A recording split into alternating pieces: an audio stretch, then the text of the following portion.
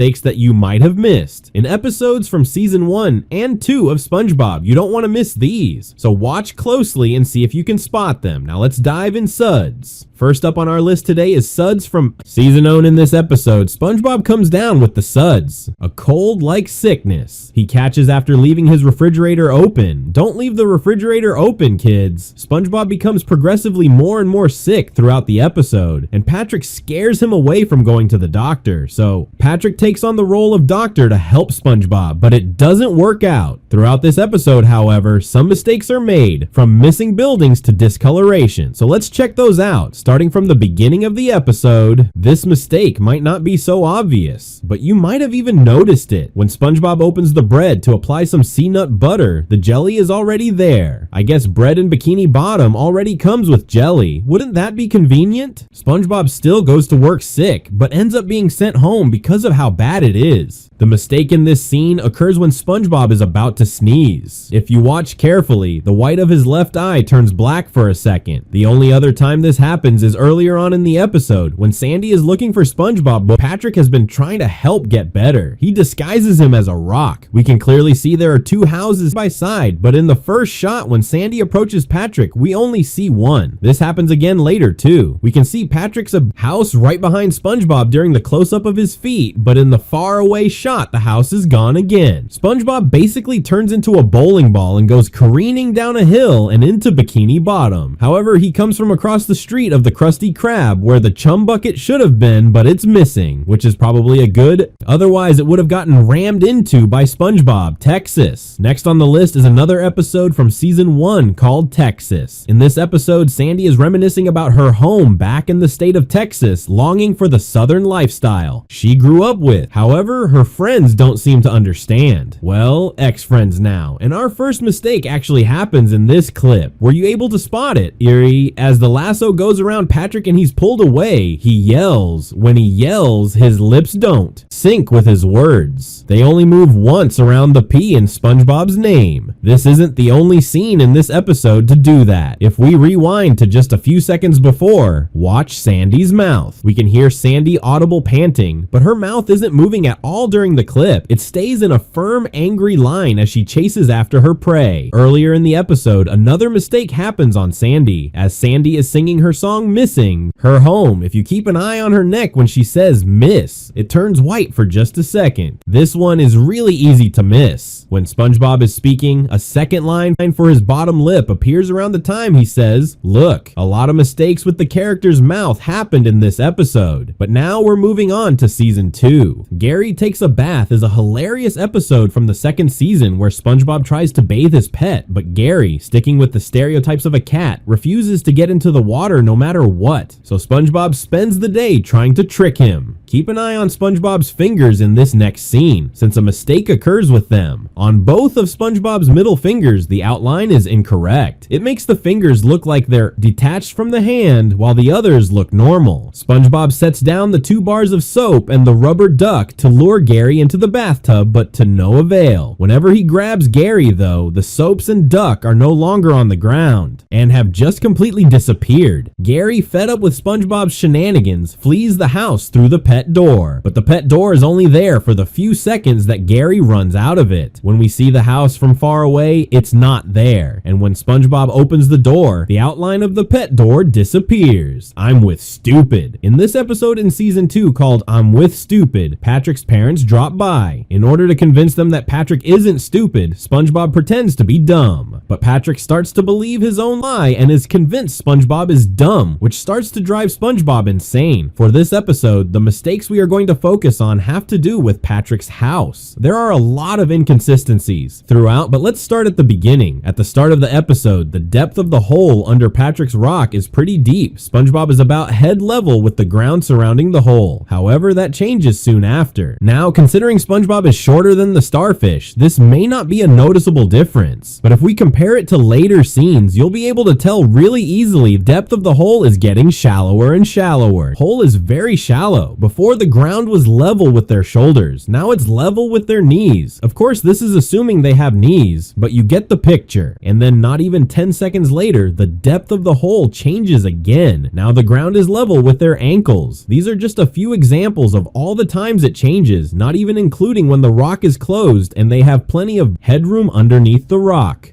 Welcome to Binary Island, an episode from season 13 that takes place in an alternative version of Bikini Bottom known as Binary Bottom. In this world, every character is a robot version of themselves, and all their names have a little twist on them to fit the theme, as you can see here. And it's all thanks to our good pal Gary here that disaster strikes Binary Bottom. He doesn't want SpongeBob to go to work because it means they have to stop playing. Gary decides to hitch a ride with him by literally jumping inside of a hollow SpongeBob. While SpongeBob is cooking at the Krusty Krab, known as Krabby Battery in this universe, Gary gets a little too curious and decides the Krabby batteries. Behind SpongeBob's back, it doesn't end well for him. He ends up getting electrocuted, and poor Squidward ends up suffering too.